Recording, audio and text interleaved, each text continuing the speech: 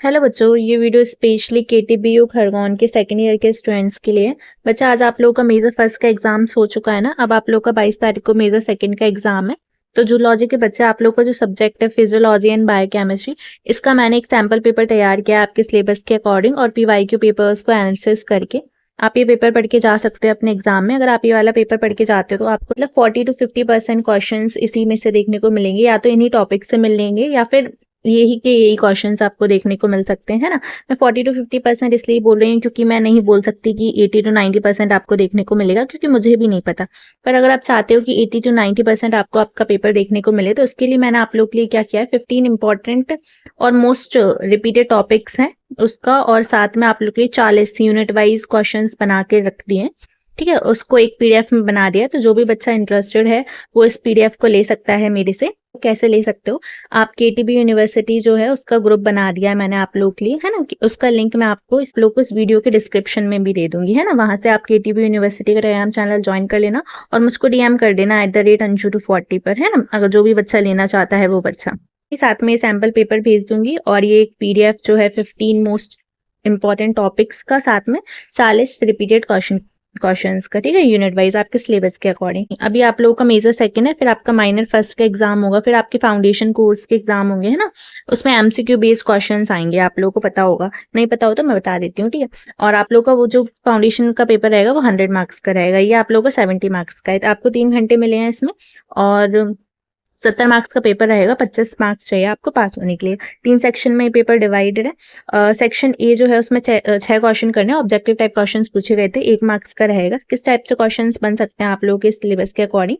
जैसे पहला क्वेश्चन बन सकता है, भारतीय आयु विज्ञान के जनक किसे कहा जाता है, who is known as a father of Indian medicine.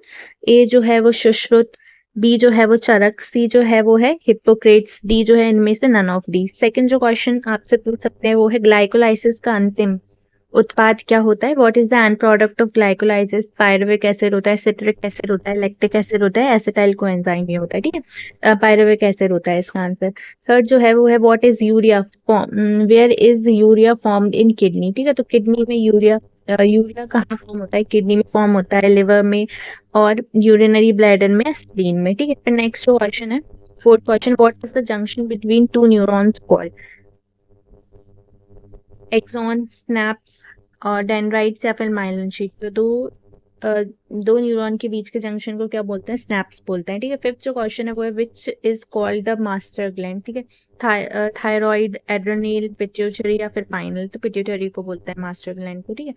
Next जो क्वेश्चन है वो है केमिकली एंजाइम्स आर क्या होते हैं, कार्बोहाइड्रेट्स होते हैं, लिपिड्स होते हैं, विटामिन होते हैं, प्रोटीन्स होते हैं। एंजाइम्स क्या होते हैं, प्रोटीन्स होते हैं। नेक्स्ट आप लोगों का सेक्शन बी है। सेक्शन बी में किस टाइप से क्वेश्चन पूछे जा रहे हैं, लघु उत्तरीय प्रश्न, शॉर्ट आंसर टाइप क्वेश्चन पूछे जाते हैं। 5 क्वेश्चन करने, हर एक क्वेश्चन जो है वो 8 मार्क्स पे, 40 मार्क्स की यूनिट है।